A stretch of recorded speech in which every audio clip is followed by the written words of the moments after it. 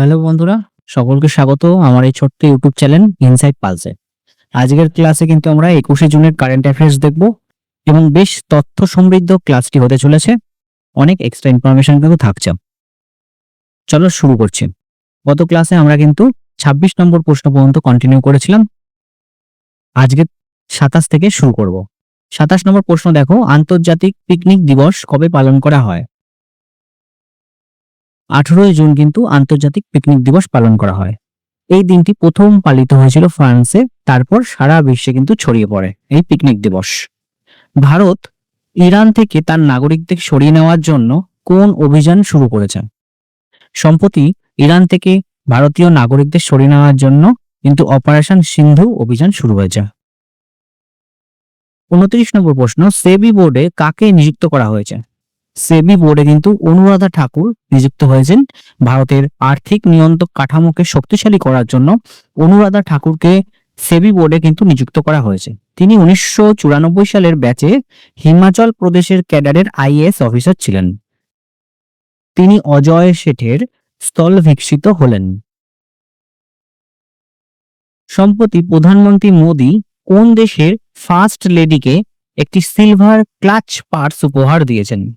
সম্প্রতি প্রধানমন্ত্রী নরেন্দ্র মোদী সাইপ্রাসে গিয়েছিলেন এবং সেখানে যে ফার্স্ট লেডি ফিলিপা কারসেরা তাকে কিন্তু একটি অন্ধ্রপ্রদেশ থেকে এই সিলভার ক্লাচ পার্স কিন্তু দিয়েছেন।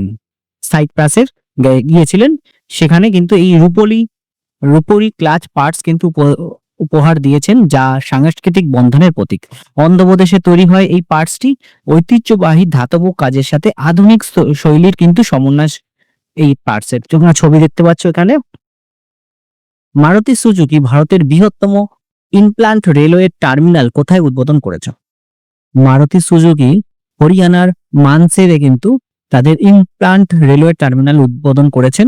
2025 সালের 17 জুন রেলমন্ত্রী অশ্বিনী বৈষ্ণব, হরিয়ানার মুখ্যমন্ত্রী নয়াব সিং সাহানি মানেসরে কিন্তু ইমপ্লান্ট রেলওয়ে স্লাইডিং উদ্বোধন করেছেন, যা ভারতের সবচেয়ে বড় রেলওয়ে টার্মিনাল।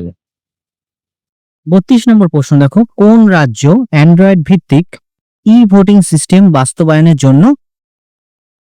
বাস্তবায়নের সিদ্ধান্ত নিয়েছেন? বিহার। ভোটদান প্রক্রিয়াকে এক অন্যান্য পরিবর্তনের লক্ষ্যে বিহার রাজ্য নির্বাচন কমিশন অ্যান্ড্রয়েড ভিত্তিক মোবাইল ফোন ব্যবহার করে একটি ই ভোটিং সিস্টেম চালু করার সিদ্ধান্ত নিয়েছে। দেখো বেশ কিছু নোটস রয়েছে, গুরুত্বপূর্ণ নোটস তোমরা দেখে নাও। বিহারের রাজধানী পাটনা, মুখ্যমন্ত্রী রয়েছে নীতিশ কুমার, রাজ্যপাল আরিফ মোহাম্মদ খান।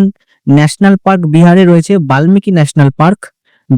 আর কারেন্ট অ্যাফেয়ার্স এর মধ্যে বিহার থেকে যেটা ইম্পর্টেন্ট সেটা হচ্ছে ডাক বিভাগ। বিহারের ডাক বিভাগ সম্প্রতি এআই পরিষেবা চালু করেছে।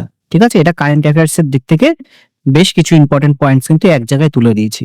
গ্রামীণ ক্রিকেট লিগ এটা বিহারে শুরু হয়েছে। বিহারের বৃহত্তম মধুবনী চিত্রকর্ম এবং বৃহত্তম গানের বাটি সমাবেশের জন্য দুটি গ্রিনিস ওয়ার্ল্ড রেকর্ড কিন্তু বিহারের কাছে রয়েছে। পরের প্রশ্ন দেখো, ব্যক্তিগত যানবাহনের জন্য চালু করা বার্ষিক ফাস্ট্যাগ পাসের দাম কত? ফাস্ট্যাগ পাসের দাম হচ্ছে 3000 টাকা। এই পাসটি সক্রিয়করণের তারিখ থেকে 1 বছর বা 200টি ভ্রমণ পর্যন্ত কিন্তু বৈধ থাকবে। পাসটি কেবলমাত্র অবাণিজ্যিক ব্যক্তিগত যানবাহন যেমন গাড়ি, জিপ, ভ্যানের জন্য কিন্তু ডিজাইন করা হয়েছে। পরের প্রশ্ন দেখো, কোন দেশ বিশ্বের তৃতীয় বৃহত্তম অভ্যন্তরীণ বিমান পরিবহন বাজারে পরিণত হয়েছে?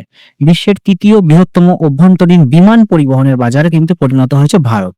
বিমান ভ্রমণের চাহিদা বৃদ্ধির ফলে ভারত কিন্তু বিশ্বের তৃতীয় বৃহত্তম অভ্যন্তরীণ বিমান পরিবহনের বাজার হিসাবে আবির্ভূত হয়েছে। পরের প্রশ্ন, জলগঙ্গা সংবর্ধনা অভিযান কোন রাজ্যে পরিচালিত হচ্ছে? জলগঙ্গা সংবর্ধনা অভিযান কিন্তু মধ্যপ্রদেশে পরিচালিত হয়েছে।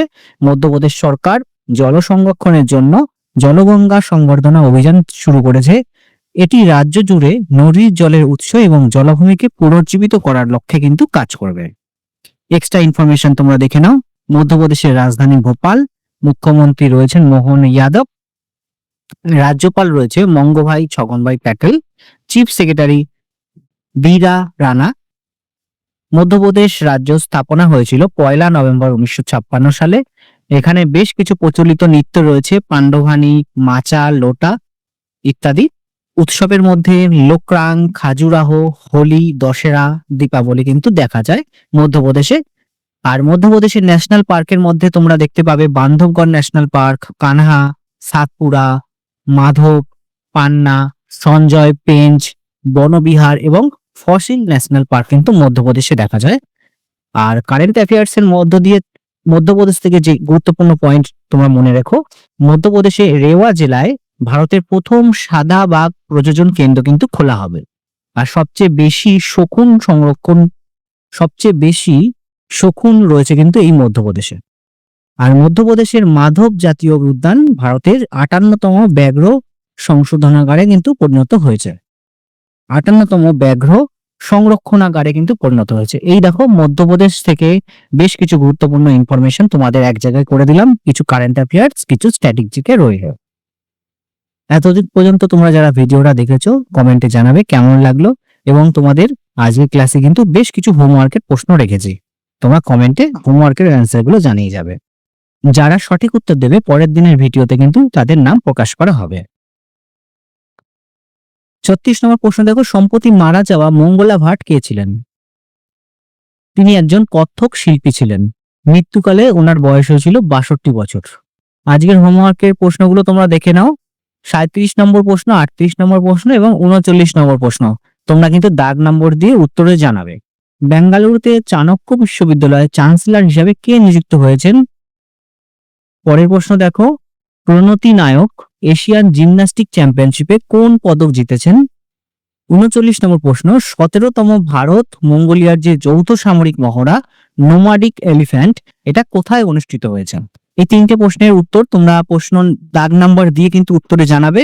সঠিক উত্তর যারা দেবে প্রত্যেকের নাম কিন্তু প্রকাশ করা হবে পরের দিনের ভিডিওতে। আগের দিনের ক্লাসে যে হোমওয়ার্ক প্রশ্নগুলো ছিল তাদের উত্তর দেখে নাও। 24, 25, 26 নম্বর প্রশ্ন হোমওয়ার্ক ছিল। সঠিক উত্তর দেখো, কোন দেশ প্রথমবারের মতন 2025 সালের বিশ্ব টেস্ট চ্যাম্পিয়নশিপ জিতেছে? সঠিক উত্তর হয়েছে দক্ষিণ আফ্রিকা। 25 নম্বর প্রশ্নের সঠিক উত্তর দেখে নাও, 2025 সালে ই স্পোর্টস বিশ্বকাপের জন্য গ্লোবাল অ্যাম্বাসেডর হিসাবে নিযুক্ত করা হয়েছে কিন্তু ক্রিস্টিয়ানো রোনাল্ডোকে কিন্তু নিযুক্ত করা হয়েছে। কোন রাজ্যে ফেনী জিআই ট্যাগ পেয়েছে? গোয়া রাজ্যের ফেনী কিন্তু জিআই ট্যাগ পেয়েছে। এই ছিল আজকে ক্লাসের গুরুত্বপূর্ণ কারেন্ট অ্যাফেয়ার্স। হোমওয়ার্কের প্রশ্নের উত্তর তোমরা অবশ্যই জানাবে। ক্লাসটি তোমাদের কেমন লাগলো কমেন্টে জানাবে। ভালো লাগলে অবশ্যই লাইক করবে এবং সাবস্ক্রাইব করে আমার চ্যানেলের সাথে যুক্ত হবে। ধন্যবাদ, সকলে ভালো থেকো।